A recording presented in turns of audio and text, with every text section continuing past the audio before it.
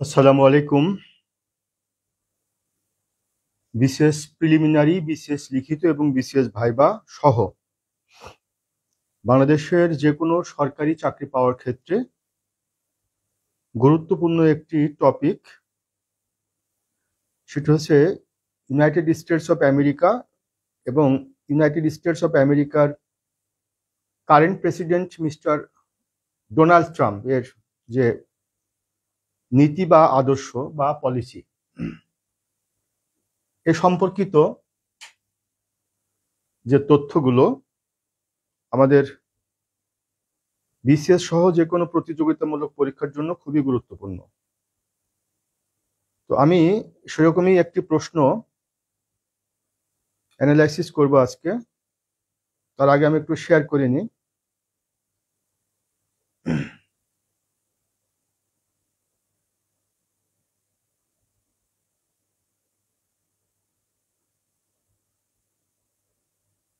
আচ্ছা,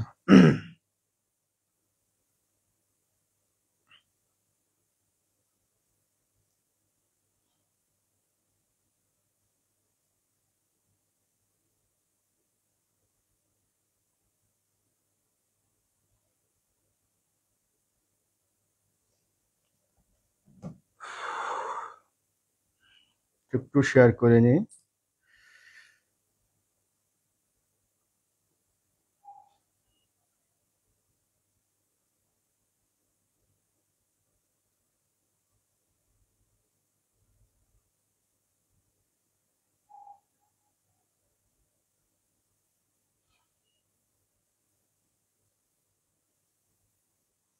আচ্ছা, তোমরা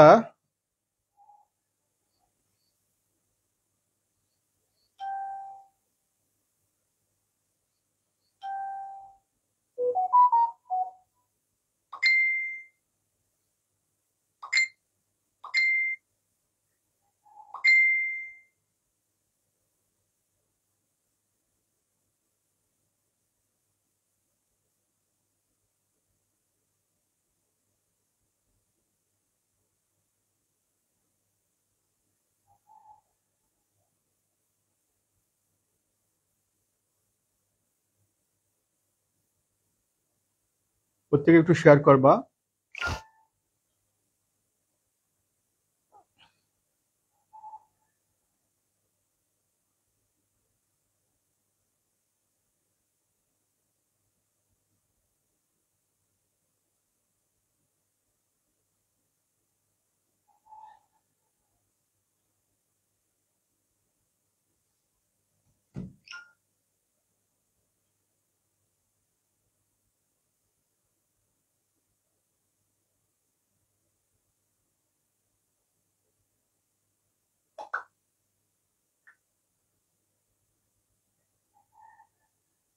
আচ্ছা, আমাদের প্রথম যে প্রশ্নটি, সেটা হচ্ছে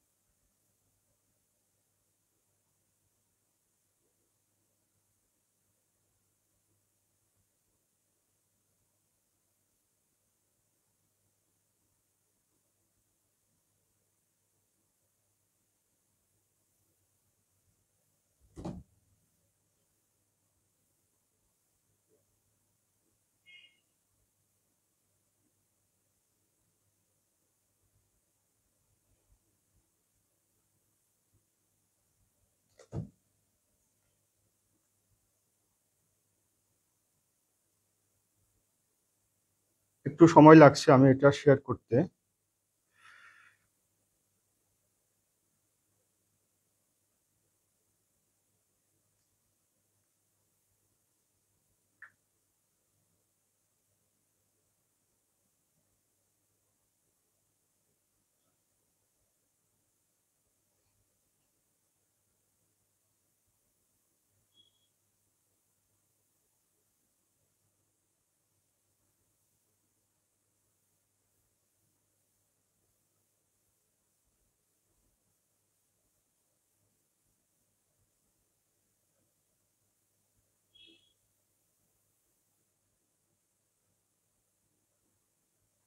আচ্ছা, মুজাহিদ মিরাজ আনসার করছে হচ্ছে বি। হ্যাঁ, আমি আলোচনায় আসছি। আমাদের আজকের প্রশ্নটি হচ্ছে বিসিএস প্রিলিমিনারি উপযোগী এবং একই সাথে এটা বিসিএস লিখিত এবং বিসিএস ভাইবা উপযোগী। আমাদের প্রথম প্রশ্ন ছিল যে মেক আমেরিকা গ্রেট এগেইন, এটা আসলে কি? এটা বিসিএস প্রিলিমিনারি পরীক্ষায় প্রশ্ন হতে পারে, বিসিএস ভাইভাতে জিজ্ঞাসা করতে পারে, আবার এটা লিখিত আকারে প্রশ্ন আসতে পারে। তো আমি মূলত 47 বিসিএস এবং 48 বিসিএস 47th এবং 48 বিসিএস প্রিলিমিনারি উপযোগী প্রশ্নগুলো করেছি। মেক আমেরিকা গ্রেট এগেইন কথা কমেন্ট কে করছে? মুজাহিদ কমেন্ট করছে বি, আবার কমেন্ট করছে ডি। আসলে এটার আনসারটা কি হবে? আচ্ছা, মেক আমেরিকা এটির অর্থ হচ্ছে যে আমেরিকাকে তৈরি করা বা আমেরিকাকে পরিণত করা, গ্রেট মহান, এগেন মানে পুনরায় বা আবার, অর্থাৎ আমেরিকাকে আবার মহান করা কিংবা আমেরিকাকে পুনরায় মহান করা। এখন আসি, আমেরিকাকে পুনরায় মহান করা, এই যে মহান করা, গ্রেট করা, এটার অর্থ কি? এটার অর্থ হচ্ছে যে আমেরিকার যে ইকোনমিক পাওয়ার, আমেরিকার যে পলিটিক্যাল ইনফ্লুয়েন্স ওয়ার্ল্ড ওয়াইড, আমেরিকার যে মিলিটারি পাওয়ার, আমেরিকার যে ওয়ার্ল্ড ওয়াইড তার যে গ্রহণযোগ্যতা, আমেরিকার যে প্রভাব একটা সময় বিশ্বব্যাপী ছিল, এবং আমেরিকার উদারতা, আমেরিকার যে সবকিছু, তার বদান্যতা, এটা বিশ্বব্যাপী বিরাট একটা প্রভাব ছিল। কিন্তু কোন একটা রেজিম ক্ষমতা আসবার পরে আমেরিকার এই যে মর্যাদা, আমেরিকার এই যে মান, আমেরিকার যে গ্রহণযোগ্যতা, আমেরিকার যে মর্যাদা, এটা খর্ব করেছে বা হ্রাস করেছে। সে কারণে যদি আমি কখনো আমেরিকাতে দায়িত্বপ্রাপ্ত হই, বিশেষ করে আমেরিকার রাষ্ট্রীয় ক্ষমতায় আসীন হই, আমেরিকাকে পরিচালনা করবার নিমিত্তে আমি যদি আমেরিকার জনগণ কর্তৃক ইলেক্টেড হই, তাহলে আমেরিকার যে হারানো গৌরব, আমেরিকার হারানো যে মর্যাদা, সেটা আমি ফিরিয়ে আনবো এবং বিশ্ববাসীর কাছে আমেরিকাকে গ্রেট করব, আমেরিকাকে মহান করব, আমেরিকাকে বিশ্ববাসীর কাছে এমনভাবে তুলে ধরবো যে আমেরিকা শ্রেষ্ঠ একটি রাষ্ট্র সব দিক থেকে। এই ধরনের কথা আসলে কে বলেছিলেন? এই ধরনের কথা বলেছিলেন আমেরিকার current president, 47 president mister Donald Trump 2016 সালে নির্বাচনী তার ইশতেহারে কিংবা নির্বাচনকালে, সামনে যে নির্বাচন, সেই নির্বাচনের আগে আমেরিকার জনগণকে তিনি এই কথাটা বলেছিলেন যে আমাকে যদি তোমরা ইলেক্টেড করো as a president, in that case I will make America great again, আমি আমেরিকাকে মহান করব। তাহলে এই কথাটা একজন ব্যক্তির কিন্তু একটা স্লোগান। তাহলে কিসের স্লোগান? তিনি যেহেতু রাজনীতিতে আসতে চাচ্ছেন, আমেরিকার প্রেসিডেন্টের ক্ষমতায় যেহেতু তিনি আসতে চাচ্ছেন, কাজে এটি কখনো আমেরিকার ফরেন পলিসি না, এটা একটা ব্যক্তি নির্ভর কথা বা এটা একটা ব্যক্তির কথা। এটা কিন্তু ইউএস ফরেন পলিসি না। তারপরে কি, এটা ইউএস এর অর্থনৈতিক নীতিও কিন্তু না, আবার এটি একটা দেশের আদর্শ কিন্তু হতে পারে না।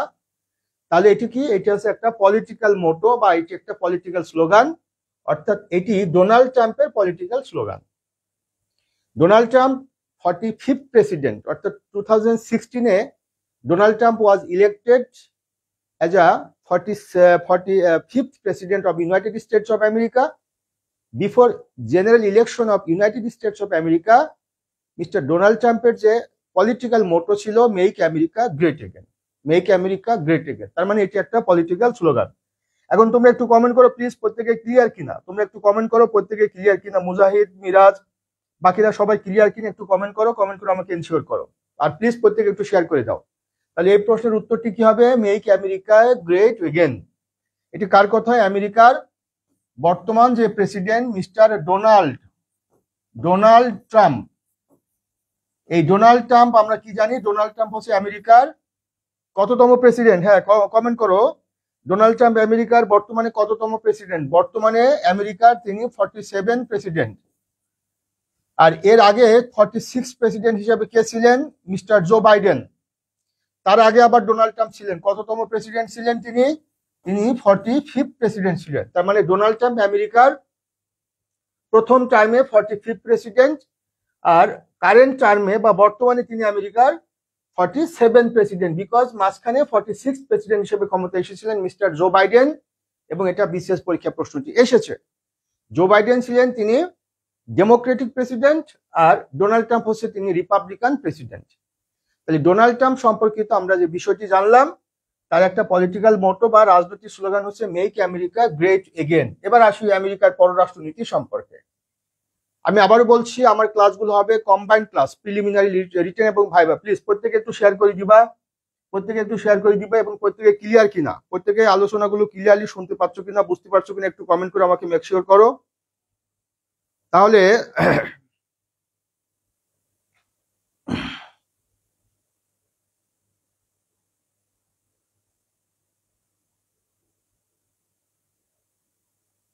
আচ্ছা, একটু আমাকে কমেন্ট করে মেক শিওর করো প্রত্যেকেই ক্লিয়ার কিনা। এবার আসছি যে আমেরিকার ফরেন পলিসি নিয়ে। সংক্ষেপে যদি বলি, ইউনাইটেড স্টেটস অফ আমেরিকা একটি ইকোনমিক, একটি পাওয়ারফুল রাষ্ট্র এবং একটি ওয়ার্ল্ড ইকোনমিকে একেবারেই মানে শীর্ষ পাওয়ারফুল রাষ্ট্র এবং মিলিটারি দিক থেকে একটি পাওয়ারফুল রাষ্ট্র। নর্থ আমেরিকা অঞ্চলে এটির অবস্থান, এটি বিশ্বের শীর্ষ সামরিক শক্তিধর দেশ, এটি বিশ্বের শীর্ষ অর্থনৈতিক শক্তিধর দেশ এবং এটি বিশ্বের সেকেন্ড লার্জেস্ট ডেমোক্রেটিক স্টেট, অর্থাৎ ইন্ডিয়ার পরে আমেরিকার অবস্থান। এবং আমেরিকা তার যে ট্রাডিশনাল ফরেন পলিসি, সেই ফরেন পলিসির ক্ষেত্রে আমেরিকা বিশ্বের কতগুলো অঞ্চলকে গুরুত্ব দেয়, তার মধ্যে ওয়েস্টার্ন ইউরোপ, মিডল ইস্ট, এরপরে ফার ইস্ট এশিয়া এবং right now Indo Pacific region. তো এই অঞ্চলগুলোকে আমেরিকা ইম্পর্টেন্স দেয় তার ফরেন পলিসির ক্ষেত্রে।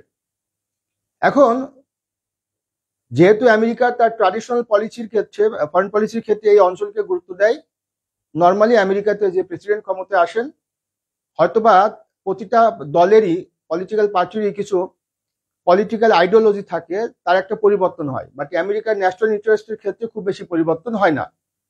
তাহলে মিস্টার ডোনাল্ড ট্রাম্প তিনি একজন Republican president, right now 47 president, এবং তিনি রিপাবলিকান প্রেসিডেন্ট, এবং তার যে পলিটিক্যাল মোটো নির্বাচনের পূর্বে ছিল মেক আমেরিকা গ্রেট এগেন, এবং এই মেক আমেরিকা গ্রেট এগেন এটিকে ইমপ্লিমেন্ট করতে গিয়ে আমেরিকার পররাষ্ট্র নীতির ক্ষেত্রে তিনি বেশ কিছু পরিবর্তন এনেছেন।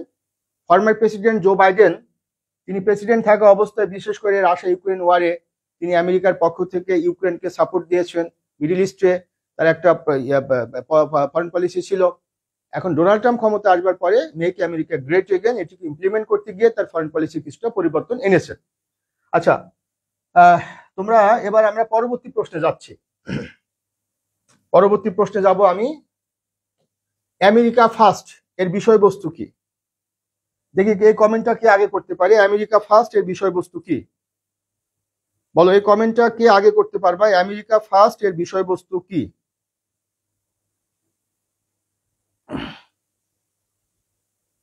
হ্যাঁ, এই কমেন্টটা কে আগে করতে পারবা তোমরা? আমেরিকা ফার্স্ট এটার বিষয়বস্তু কি?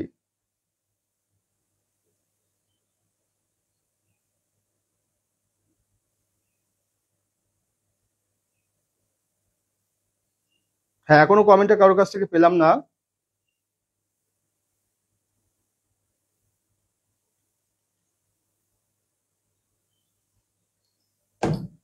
আমেরিকা ফার্স্ট এর বিষয়বস্তু কি? এবার আমি একটু আসি। প্রথমত, আমেরিকা ফার্স্ট এই কথাটার অর্থ কি? ফার্স্ট শব্দের অর্থ হচ্ছে প্রথম। তাহলে আমেরিকা ফার্স্ট এটির শাব্দিক অর্থ হচ্ছে যে আমেরিকা প্রথম।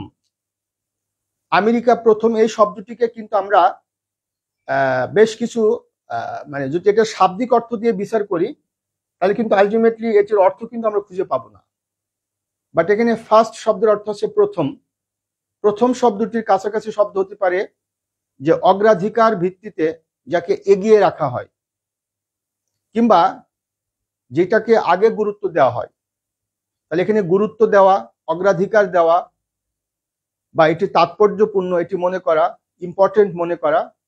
তাহলে আমেরিকা ফার্স্ট এটির অর্থ হচ্ছে যে আমেরিকাকে গুরুত্ব দেওয়া, আমেরিকার স্বার্থকে গুরুত্ব দেওয়া, আমেরিকার ন্যাশনাল ইন্টারেস্টকে গুরুত্ব দেওয়া, এবং আমেরিকা আগে প্রাধান্য পাবে তারপরে অন্য কিছু।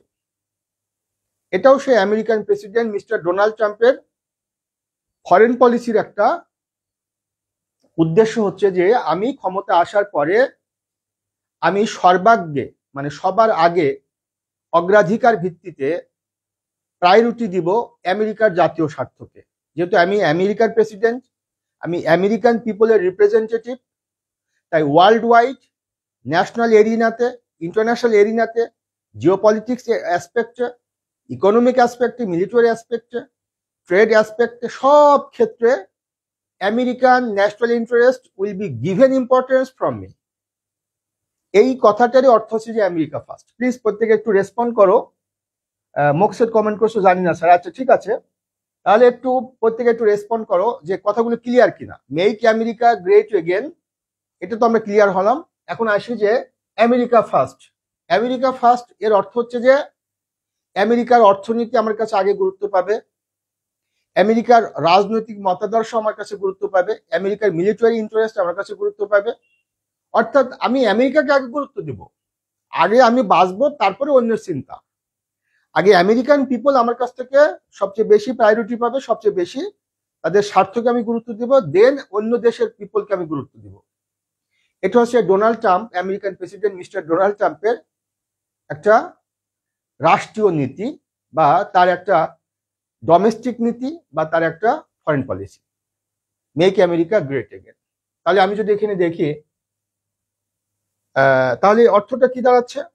আমেরিকার অর্থনীতিকে গুরুত্ব আরোপ করা, হ্যাঁ এটা হতে পারে, এটা আনসারটা হতে পারে। আমেরিকার অর্থনীতিকে গুরুত্ব আরোপ করা মানে আমেরিকার অর্থনীতিকে গুরুত্ব দেওয়া, আমেরিকাকে এগিয়ে রাখা, এটা হতে পারে। আমেরিকাকে প্রথম মনে করা, এটা কিন্তু আর হওয়ার কথা না। আমেরিকার অর্থনীতিকে গুরুত্ব আরোপ করা, এটা হতে পারে। আমেরিকাকে এগিয়ে রাখা মানে সব দিক থেকে আমেরিকা এগিয়ে থাকবে, এই বিষয়টা নিশ্চিত করে, এটা হতে পারে। বাট আমেরিকাকে প্রথম মনে করা এটা কিন্তু হবে না। এবার যদি আমরা দেখি যে আমেরিকার জাতীয় স্বার্থকে গুরুত্ব আরোপ করা, আসলে জাতীয় স্বার্থ বা ন্যাশনাল ইন্টারেস্টের মধ্যে কিন্তু সবকিছু চলে যায়। একটা রাষ্ট্রের ন্যাশনাল ইন্টারেস্ট, একটা রাষ্ট্রের জাতীয় স্বার্থ, এর মধ্যে তার অর্থনীতি, তার সামরিক সবকিছু চলে যায়। তার মানে এখানে এর মানে হচ্ছে যে এই দুটো আনসার কিন্তু এর মধ্যে রয়েছে। তাই আমাদেরকে যেহেতু বলা হয়েছে যে correct answer at first you have to find out, then fill up the circle. That is why this is not correct answer, this is not correct answer, this is correct answer, and then this is very much correct answer. প্রত্যেকে clear কিনা একটু comment করো যে আমেরিকার জাতীয় স্বার্থকে গুরুত্ব আরোপ করা, হ্যাঁ শোনা যাচ্ছে, ঠিক আছে। আমেরিকার জাতীয় স্বার্থকে গুরুত্ব আরোপ করা, এটা হচ্ছে আমেরিকা ফার্স্ট এর বিষয়বস্তু। তাহলে এখন তোমাকে বিশেষ ভাইবা বোর্ডে জিজ্ঞাসা করতে পারো, এবং অলরেডি করা হচ্ছে। 44 বিসিএস এর আমার অনেক স্টুডেন্টের এখান থেকে প্রশ্ন করা হচ্ছে ভাইবা বোর্ডে। তোমাদের 47 বিসিএস এর প্রিলিমিনারিতে যারা পার্টিসিপেট করবে, 46 বিসিএস এর রিটেন টেস্টে যারা পার্টিসিপেট করবা, তাদেরকে কিন্তু এখান থেকে প্রশ্ন করা হতে পারে। এনটিআরসি প্রাইমারি বা অন্যান্য যে চাকরিগুলো রয়েছে সেখানে ভাইবা, তারপর তোমার প্রিলিমিনারি বা লিখিত, সেখানেও কিন্তু প্রশ্নটি হতে পারে। তাহলে আমেরিকা ফার্স্ট এর অর্থ হচ্ছে যে আমেরিকার ন্যাশনাল ইন্টারেস্টকে গুরুত্ব দেওয়া, আমেরিকার সার্বিক দিক থেকে আমেরিকাকে প্রাধান্য দেওয়া। এটা হচ্ছে ডোনাল্ড ট্রাম্পের তার ডোমেস্টিক নীতি, এবং এটি তার ইন্টারন্যাশনাল নীতি, বা এটি তার সব ক্ষেত্রে এই নীতিটা। এবং তার অংশ হিসেবে আমরা দেখতে পাচ্ছি যে আমেরিকা এতদিন যাবৎ বিশ্বের বিভিন্ন দেশকে সুবিধা দিয়ে আসছে। অর্থাৎ আমেরিকাতে বিভিন্ন দেশের ইলিগাল পিপল, বিশেষ করে ইলিগাল ইমিগ্রেন্ট যারা আছে সেখানে বসবাস করছে, ট্রাম্প এসে কিন্তু সেই ইলিগাল অভিবাসী যারা আছে তাদেরকে বের করে দিচ্ছে। অর্থাৎ আমেরিকার দেশে আমেরিকাতে কেন বিদেশি অবৈধভাবে থাকবে? এটা আমেরিকার লেবার মার্কেটের উপরে প্রভাব পড়ছে, আমেরিকার জনগণের উপরে একটা প্রভাব পড়ছে। দ্বিতীয়ত হচ্ছে যে ডোনাল্ড ট্রাম্প ক্ষমতা আসবার পরে এই যে মেক আমেরিকা গ্রেট এগেন বা আমেরিকা ফার্স্ট, এটার অংশ হিসেবে প্যারিস জলবায়ু চুক্তি থেকে আমেরিকা চলে এসেছে। এরপরে এই যে রাশিয়া ইউক্রেন যুদ্ধ, এই রাশিয়া ইউক্রেন যুদ্ধে ইউক্রেনকে হিউজ পরিমাণে ইকোনমিক্যালি বা ফিনান্সিয়ালি এবং মিলিটারি দিক থেকে former president Joe Biden huge পরিমাণে অ্যাসিস্ট করেছে, সাহায্য সহযোগিতা করেছে, তাতে আমেরিকার জাতীয় স্বার্থ ক্ষুণ্ণ হয়েছে। এখন ট্রাম্প ক্ষমতা আসবার পরে রাশিয়া ইউক্রেন যুদ্ধ বন্ধ করার চেষ্টা করতেছে, যাতে করে আমেরিকাকে হিউজ পরিমাণে অর্থায়ন করা না লাগে। ইনফ্যাক্ট ওয়ার্ল্ড ওয়াইড বা সব ক্ষেত্রে। এবং সবচেয়ে ইন্টারেস্টিং ব্যাপার হচ্ছে যে বিভিন্ন দেশের পণ্যগুলো আমেরিকাতে প্রবেশ করছে, সে পণ্যের উপরে বাড়তি যে শুল্ক আরোপ করছে ডোনাল্ড ট্রাম্প প্রেসিডেন্ট হিসাবে, এটা আমরা আগের রেজিমে দেখেছি। এবং সেই সময় কিন্তু চীনের সাথে আমেরিকার একটা ট্রেড ওয়ার হয়েছে, এটা বিশেষ লিখিত পরীক্ষার প্রশ্ন আসছে। কাজে এখানে তোমার মূল কথাটা হচ্ছে যে আমেরিকা ফার্স্ট এর মূল বিষয়বস্তু হচ্ছে আমেরিকাকে প্রাধান্য দেওয়া, আমেরিকাকে এগিয়ে রাখা, আমেরিকার জাতীয় স্বার্থকে গুরুত্ব দেওয়া, আমেরিকার অর্থনৈতিক স্বার্থকে গুরুত্ব দেওয়া, আমেরিকার সামরিক স্বার্থকে গুরুত্ব দেওয়া। আচ্ছা আচ্ছা, আশা করছি প্রত্যেকে তোমরা বুঝতে পারছো। একটু কমেন্ট করো কথাগুলো ক্লিয়ারলি বুঝতে পারছো কিনা, একটু কমেন্ট করো। পরবর্তী প্রশ্ন হচ্ছে 3-0 তত্ত্বটি কার? এটা খুবই আলোচিত 3-0 তত্ত্ব, 3-0 থিওরি তত্ত্বটি কার আমরা প্রত্যেকে জানি। এটা দেখি কমেন্টটা কে আগে করতে পারে। 3-0 তত্ত্ব কার? এই কমেন্টটা আগে কে করতে পারে? একটু ওয়েট করি। 3-0 তত্ত্বটি কার?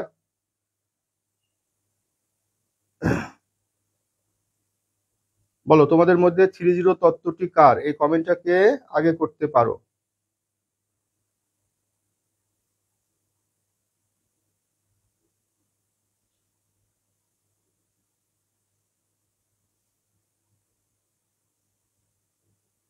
হুম, এই তত্ত্বটি কার? হ্যাঁ,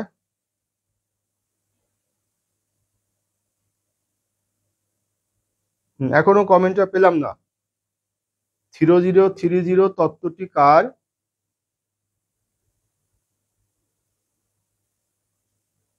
আচ্ছা, প্রথমত 3-0 তত্ত্বটি একটি বিল গেটসেরও না, কার্ল মার্কসেরও না, অমর্ত্য সেনও না। আবুল হোসেন কমেন্ট করছো D, very good. Moksed comment করছো ডক্টর ইউনুস, ভেরি গুড। তাহলে 3-0 তত্ত্বটি হচ্ছে ডক্টর মোহাম্মদ ইউনুসের। আমরা জানি যে ডক্টর মোহাম্মদ ইউনুস বর্তমানে বাংলাদেশের কারেন্ট যে গভর্নমেন্ট, ইন্টারিম গভর্নমেন্টের চিফ অ্যাডভাইজার হিসেবে দায়িত্ব পালন করছেন। তিনি 2006 সালে গ্রামীণ ব্যাংকের সাথে যৌথভাবে শান্তিতে নোবেল পুরস্কার লাভ করেন এবং তিনি একজন গ্লোবাল পার্সন। ওয়ার্ল্ড ওয়াইড তার একটা যশ আছে, খ্যাতি আছে, তার একটা গ্রহণযোগ্যতা আছে। এবং তার যে বিখ্যাত 3-0 তত্ত্ব, তার বিষয়বস্তু হচ্ছে যে 3-0 অর্থাৎ 3-0 জিরো জিরো 3-0 বা 3 জিরোস, তিনটা শূন্য, তিনটা শূন্য, শূন্য শূন্য শূন্য, তিনটা শূন্য। তাহলে তিনটা শূন্যর মধ্যে 1 নম্বর শূন্যটা কি? এটা আমি সিকোয়েন্স মেনটেন না করেই বলি। 1 নম্বর শূন্য হচ্ছে, তোমাদের কেউ কমেন্ট করতে পারবা 1 নম্বর শূন্যটা কি? 1 নম্বর শূন্য হচ্ছে যে বেকারত্ব, অর্থাৎ শূন্য বেকারত্ব। 2 নম্বরটা কি? শূন্য দারিদ্র। 3 নম্বরটা কি? শূন্য কার্বন নিঃসরণ। অর্থাৎ professor doctor Mohammad Yunus sir, তার যে বিখ্যাত 3-0 তত্ত্ব, এর বিষয়বস্তু হচ্ছে বিশ্বে শান্তি প্রতিষ্ঠিত হবে, বিশ্বের মানুষগুলো শান্তিতে থাকবে যদি এই তিনটা শূন্যকে আমরা নিশ্চিত করতে পারি। অর্থাৎ বেকারত্ব থাকবে না, বেকারত্ব শূন্যের কোঠায় নামিয়ে আনতে হবে, আনএমপ্লয়মেন্ট থাকবে না, মানুষ কর্মসংস্থানের ব্যবস্থা করতে হবে। আর কর্মসংস্থানের জন্য শুধুমাত্র তাকে চাকরির পেছনে ঘুরলে হবে না, প্রয়োজন বলতে তাকে উদ্যোক্তা হতে হবে। চাকরি হচ্ছে আধুনিক কৃতদাস, তাকে ব্যবসায়ী হতে হবে, তাকে উদ্যোক্তা হতে হবে, তাকে ঝুঁকি নিতে হবে। কারণ সে উদ্যোক্তা হলে পারে সে নিজে যেমন স্বাবলম্বী হবে, তেমনি আরো আশপাশের যারা আছে বেকার তাদেরকে সে স্বাবলম্বী করবে, তাদের কর্মসংস্থানের ব্যবস্থা করবে। এতে করে তার নিজের বেকারত্ব যেমন ঘুষবে, তেমনি অন্যান্য যারা আছে তাদের বেকারত্ব ঘুষবে।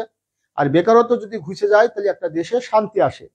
কারণ বেকার মানুষ তার কি করে, অলস মস্তিষ্ক শয়তানের কারখানা। যারা বেকার মানুষ তারা কি করে, আলটিমেটলি বিভিন্ন অপরাধমূলক কর্মকাণ্ডে লিপ্ত হয়। আবার সেই অপরাধ দমন করবার জন্য আইন শৃঙ্খলা রক্ষাকারী বাহিনীকে বেগ পেতে হয়। একটা দেশে যদি অপরাধ প্রবণতা বেড়ে যায় তাহলে ইন্টারন্যাশনালি সেই দেশের ভাবমূর্তি ক্ষুণ্ণ হয়, ইন্টারন্যাশনাল ইনভেস্টমেন্ট, বিশেষ করে ফরেন ডিরেক্ট ইনভেস্টমেন্ট বাধাগ্রস্ত হয়, অনেক সমস্যা তৈরি হয়। তার মানে হচ্ছে নাম্বার 1 হচ্ছে শূন্য বেকারত্ব। 2 নম্বর হচ্ছে যে শূন্য দারিদ্র, অর্থাৎ দরিদ্র মানুষ। এই দরিদ্র মানুষ সমস্ত অশান্তির কারণ। সে নিজে যেমন অশান্তির কারণ, তেমনি দরিদ্রের বা দারিদ্রের, দরিদ্রতা বা দারিদ্রের এই কষাঘাত থেকে যদি সে বের হয়ে না আসতে পারে তাহলে আলটিমেটলি সেই visas circle of poverty, a country is poor because it is poor. অধ্যাপক রাগনার নার্সের সে বিখ্যাত তত্ত্ব যে দরিদ্রতা থেকে তোমাকে বের হয়ে আসতে হবে। এই দরিদ্রতা সমস্ত অশান্তির মূল কারণ। কাজেই তোমাকে বিশ্বকে যদি শান্তিময় করে তুলতে হয় তাহলে কেউ ব্যাপক সম্পদের অধিকারী হবে আর কেউ নিঃস্ব হয়ে থাকবে, কেউ ধনী হবে কেউ দরিদ্র থাকবে, তা কিন্তু না। অর্থাৎ দরিদ্রতাকে শূন্যের কোঠায় নামিয়ে আনতে হবে। 3 নম্বর হচ্ছে যে আজকে ওয়ার্ল্ড ওয়াইড যে ক্লাইমেট চেঞ্জ হচ্ছে, বিশ্বব্যাপী যে জলবায়ু পরিবর্তন হচ্ছে, জলবায়ু পরিবর্তনের কারণে আজকে ওয়ার্ল্ড ওয়াইড বিভিন্ন ন্যাচারাল ডিজাস্টার হচ্ছে। তো এই যে জলবায়ু পরিবর্তন ক্লাইমেট চেঞ্জ, এটির অন্যতম কারণ হচ্ছে যে ওয়ার্ল্ড ওয়াইড আমরা কার্বন নিঃসরণ করছি। ডিফরেস্টিং এর কারণে অনেক উন্নত দেশগুলো তারা অধিক মাত্রায় কার্বন নিঃসরণ করবার কারণে গ্লোবাল ওয়ার্মিং হচ্ছে, ক্লাইমেট চেঞ্জ হচ্ছে, ন্যাচারাল ডিজাস্টার হচ্ছে, অনেক সমস্যা হচ্ছে।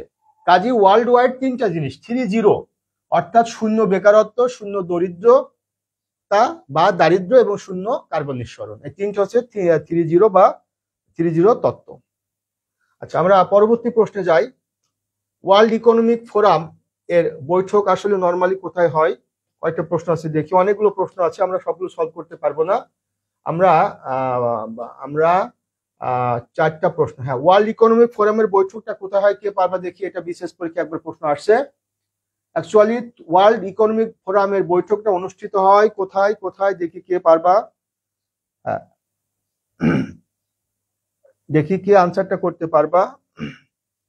এখন পর্যন্ত আমি কারো কমেন্ট পেলাম না। তো এই যে একটু জেনে রাখো, ওয়ার্ল্ড ইকোনমিক ফোরাম এর বৈঠকটা কিন্তু আলটিমেটলি এটা ফোরাম, ওয়ার্ল্ড ইকোনমিক ফোরাম এর বৈঠক আসলে কোথায় অনুষ্ঠিত? হ্যাঁ, যদিও প্রশ্নটা ইনকমপ্লিট আছে, আমরা এই প্রশ্নটা পরবর্তীতে যাব। এই প্রশ্নটা আমরা পরবর্তীতে যাব। D8 এর সর্বশেষ বৈঠক কোন দেশে অনুষ্ঠিত হয়? দেখি এটার আনসার কি? আমি আজকে 5টা প্রশ্ন সলভ করব। D8 এর সর্বশেষ বৈঠক কোন দেশে অনুষ্ঠিত হয়, কেউ পারো কিনা আমরা দেখি। আমি একটু দেখি তোমরা কেউ পারছো কিনা। না, কারোর কমেন্ট আমি এখনো পাইনি। D8 এর সর্বশেষ বৈঠক অনুষ্ঠিত হয়, এটা হচ্ছে তোমার প্রথমত D8। এই যে D8, এই D8 হচ্ছে ডেভেলপিং 8। এটি মুসলিম উন্নয়নশীল দেশগুলোর একটি সংগঠন। সদস্য সংখ্যা 8টি ছিল, বাট সর্বশেষ আজারবাইজান যুক্ত হবার পরে বর্তমানে 9টি সদস্য। প্রথমত, এটি সর্বশেষ বৈঠক সৌদি আরবে হওয়ার কথাই না, কারণ সৌদি আরব তো D8 এর মেম্বার না। তারপরে এটির বৈঠক কাতারেও হওয়ার কথা না, কারণ এটির সদস্য তো কাতার না। এটির বৈঠক তো দুবাইয়ে হওয়ার কথা না, কারণ এটি তো দুবাই তো এর সদস্য না। তাহলে বাকি থাকে কোনটি? সেটা হচ্ছে ইজিপ্ট। অর্থাৎ D8 এর সর্বশেষ বৈঠক হয়েছে মিশরে বা ইজিপ্টে। D8 সম্পর্কে আমি পরবর্তীতে বলবো দেশগুলো কারা। জাস্ট এটা একটা ইনফরমেটিভ প্রশ্ন না। মোকসেদ তোমার ভুল হয়েছে, কারণ মনে রাখবা যে D8 হচ্ছে developing 8। Bangladesh, Pakistan, Malaysia, Nigeria, Indonesia, তুরস্ক, মিশর, ইরান, সর্বশেষ আজারবাইজান, এই রাষ্ট্রগুলো D8 এর মেম্বার। তো যেহেতু কাতার এটির মেম্বার না, সৌদি আরব এটির মেম্বার না, দুবাই এটির মেম্বার না, নর্মালি যদি আমরা একটু চিন্তা করি, মেম্বার স্টেট না হলে যে সেখানে কনফারেন্স হবে না তা না, হতে পারে, বাট বাট ইউজুয়ালি সেখানে হয় না। যারা মেম্বার না সে সমস্ত দেশে এটা হয় না। তাহলে এটির আনসার হবে হচ্ছে তোমার ইজিপ্টে, অর্থাৎ মিশরে। আচ্ছা, এ হচ্ছে তোমার একটা প্রশ্ন। আমি পরবর্তী প্রশ্ন যেটি যাব, এটা বিশেষ পরীক্ষা আসছে, যে সেটি হলো যে মংডু সীমান্ত কোন দুটি দেশের মধ্যে অবস্থিত? মংডু সীমান্ত কোন দুটি দেশের মধ্যে অবস্থিত? আচ্ছা, এটা প্রশ্নটা ইনকমপ্লিট, এটা আমি পরবর্তীতে প্রশ্নে যাব। আচ্ছা আচ্ছা, আমরা ডেভিল হান্ট, আচ্ছা আমরা এই প্রশ্নটা একটু সলভ করি। যে সেটি হচ্ছে যে অপারেশন ডেভিল হান্ট কি? এটা রাইট নাও এটি বাংলাদেশের একটি আমি বলে দিয়েছি অলরেডি। ডেভিল হান্ট মানে শয়তানকে শিকার করা, শয়তান অর্থাৎ যারা দুষ্টু, ডেভিল হান্ট। তো অপারেশন ডেভিল হান্ট এটি একটি মিলিটারি কোনো একটা কন্ট্রাক্ট বা সামরিক চুক্তি, এটা কখনো হতে পারে না। সামরিক জোট এটাও হতে পারে না। সামরিক মহড়া এটাও হতে পারে না। আনসারটা হচ্ছে যে সামরিক অভিযান। অপারেশন ডেভিল হান্ট হচ্ছে একটি সামরিক অভিযান। সামরিক অভিযান বলতে এটাকে আমি যদি বলি, সেটা হচ্ছে জয়েন্ট ফোর্সের, যৌথ বাহিনীর একটি সামরিক অভিযান। রাইট নাও এটা হচ্ছে বাংলাদেশে হচ্ছে। 5 অগাস্ট 2024 বাংলাদেশের ফরমার রেজিম কলাপস করবার পরে বাংলাদেশের যে ইন্টারনাল পলিটিক্যালি যে সিচুয়েশন এটি অনেকটা আনস্টেবল, এবং বর্তমানে এটি চরমে, আমরা যদি বলি এটা বাস্তবতা। তো এই যে সমস্ত দুষ্ট মানুষগুলো বাংলাদেশের অভ্যন্তরীণ আইন শৃঙ্খলার অবনতি ঘটানোর চেষ্টা করতেছে, বিশৃঙ্খলা করবার চেষ্টা করতেছে, তাদেরকে পাকড়াও করবার জন্য, তাদেরকে গ্রেপ্তার করবার জন্য এই দুষ্ট মানুষগুলোকে যৌথ বাহিনীর যে সামরিক অভিযান, তার নাম হচ্ছে অপারেশন ডেভিল হান্ট। এ হচ্ছে তোমার উত্তর, সামরিক অভিযান। হ্যাঁ, রায়ান কমেন্ট করছো, এটা হচ্ছে সামরিক অভিযান, সামরিক অভিযান। তাহলে অপারেশন ডেভিল হান্ট হচ্ছে একটি সামরিক অভিযান। আচ্ছা, তাহলে আমরা এই প্রশ্নগুলো আজকে আমরা সলভ করলাম। তারপরে দেখি আমরা আরো কয়েকটা প্রশ্ন কয়টা আছে একটু দেখি, যদি বেশি থাকে আমরা সলভ করতে পারবো না, অনেক অনেক আছে। আচ্ছা ঠিক আছে, আমরা বাকিগুলো সলভ করে ফেলি, বাকিগুলো সলভ করে ফেলি। আচ্ছা দেখি। আচ্ছা আচ্ছা আচ্ছা এরপরে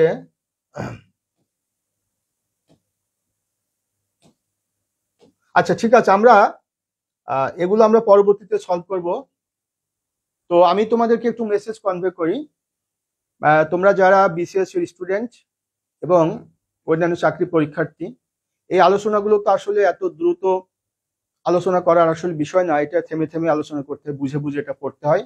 তো তোমাদেরকে আমি যে আলোচনাগুলো করলাম, তোমরা এগুলো প্রিলিমিনারি, লিখিত এবং ভাইবা তিনটা অংশের জন্য কিন্তু কম্বাইন্ড প্রিপারেশন হিসাবে তোমাদের প্রিপারেশনটা হয়ে যাবে।